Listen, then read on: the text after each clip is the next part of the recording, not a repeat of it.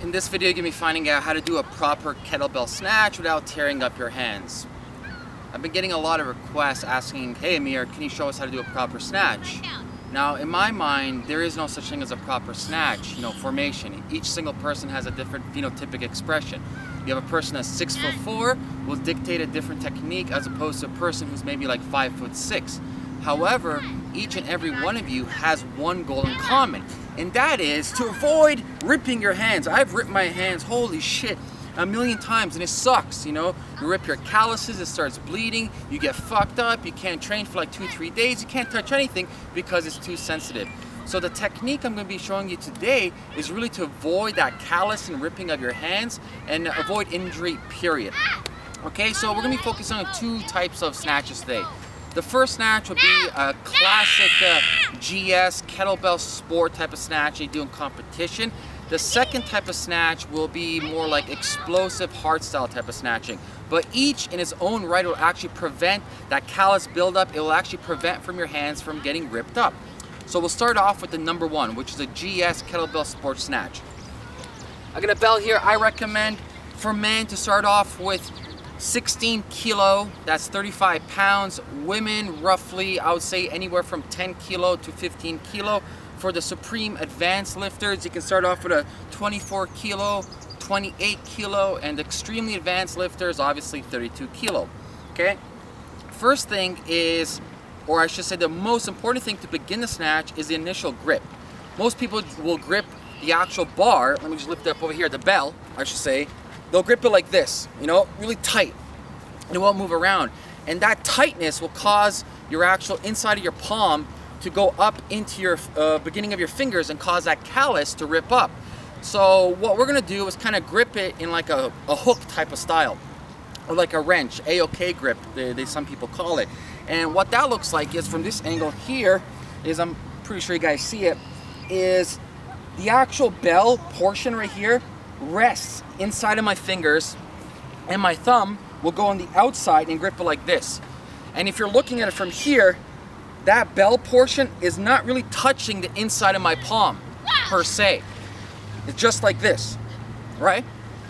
And why this is so important, this is the key to not screwing up your hands, is you'll avoid the actual physical contact between the bell and your palm, okay? That's the first really important thing, is getting that grip, nice and tight, so it looks like that, okay?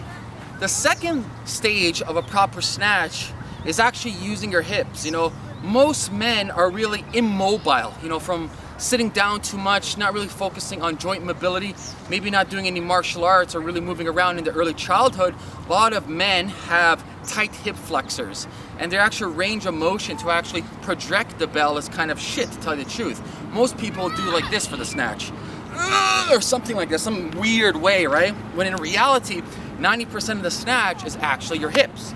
Best way to actually show this to you guys is from a side angle, okay? What I'm about to show you guys right now is a progression, okay? It's not gonna be a full snatch, it's gonna be a 90% snatch. However, if you nail this sucker down, the last 10% of the snatch is gonna be super easy, and these are called Russian high pulls. Okay, so remember, you wanna grab the bell like this.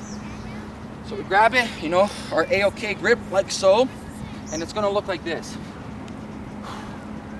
As you can see, my hips are actually pushing my arm like a pendulum. And you notice my elbow's going up. So if I slow it down, it's gonna look like this. Pay attention to my arm right here. It actually connects with my waist. It connects with my hip, okay? It glues right here.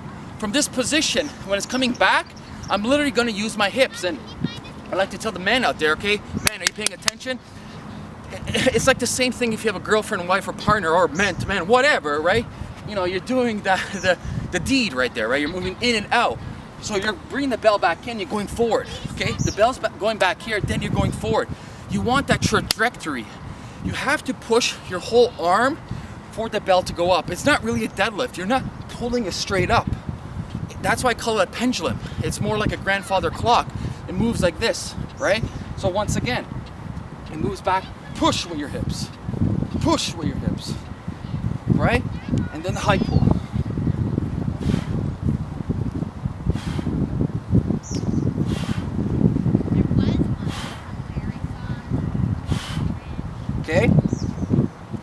nail that sucker down. Once you got that hips going back, pushing with the hips, the grip is there going up. Once that feels comfortable, you have that grip going okay, you feel the fluidity there, the kinetic connection between the bell and the body's there, we can move on to progression 2, which is the final movement. So from here, the bell will go up. Okay, that's icing on the cake. And the common mistake most people make with the bell is the bell's gonna go like this, right? It flies over your hand and smashes your wrist, which it hurts, and it looks something like this. Right? You can break your wrist, you can hurt your wrist. It sucks. And when I first started off years and years ago, I destroyed my wrist until I learned this very technique that I'm showing you today. And what that is you want to close the distance between the actual bell and your wrist. Why is the bell actually going over? Why is the bell going to be hitting in the wrist? Because it actually has space and distance to travel. So from a side angle, I'm just going to do this the best of my ability. It looks like this. Ugh. That's what's happening up here, right? It's smashing your wrist because it's flying over your hand. We're going to eliminate that, okay? And what we're going to do is, I like to call it, let the hand beat the bell, or you eliminate the distance between the bell. And I like to kind of call it, some people say punching motion, some people say beat the bell to the position. I like to just think about proper technique. It's not beating anything, it's not punching, it's just once you get this technique down, you don't have to worry about anything else. It'll look like this. So remember, proper grip, the hip flexors, momentum, pushing forward, Okay, and you're gonna look like this. What I just did there, you probably didn't see. So I'm gonna break it down to you a little bit slower from a really close side angle. Okay? So what's happening when I'm up here is this. This is the key part right here.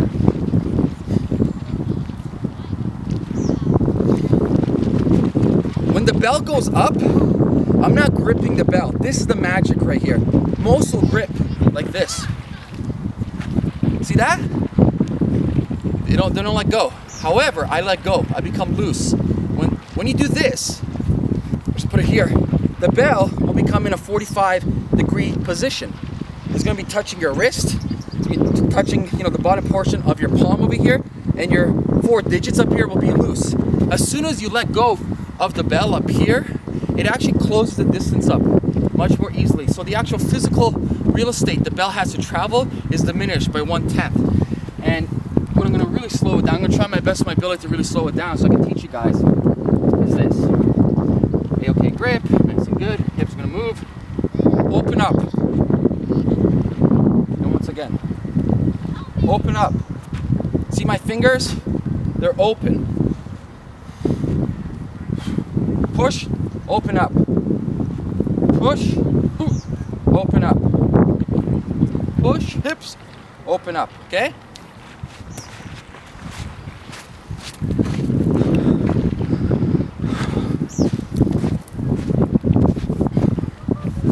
That's like the nitty-gritty of upward position, is that opening up.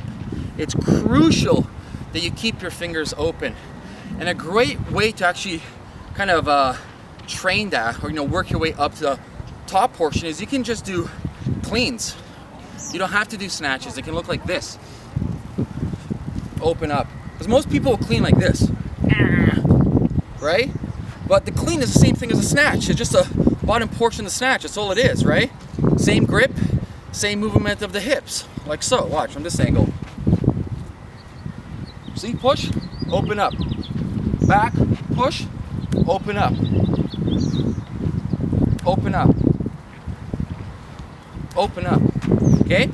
That's the initial 1-2 phase of the snatch. The next really complicated phase is going to be the drop. Okay? So the drop is going to look like this. In hard style, most are accustomed to this. The bell goes over wrist, like so. Which nothing wrong with that. But for this video, I'm just teaching you the GS, the kettlebell sport variation of it. So we're going to be avoiding completely the over the hand. Instead, what you want to do is twist your body and bring your pinky finger towards oneself. And it's very simple. forget the bell, forget your hand. It all starts with your hips. Pay attention to my hips. Left hip, right hip, okay? Watch what my hips do. You catch that? My hips rotated. My right hip went out. It went towards 45 that way, okay? This way, okay? Think of your hips as a hockey stick, and there's a puck here. You want to hit the puck like this. Huh, huh. And as soon as you do that, it's going to rotate your whole body. And at this second, you'll notice that your pinky is going in. You just let gravity do the rest, right? Drops.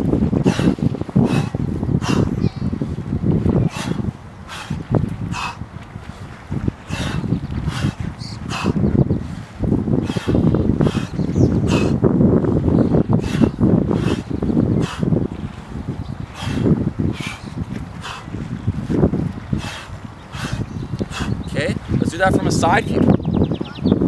So remember, A-OK grip, you want to avoid that. The bell's going to go there, right? And go up, push with the hips, right? Remember, do the D, push with the hips, okay? And hockey stick, you're going to hit the puck that way.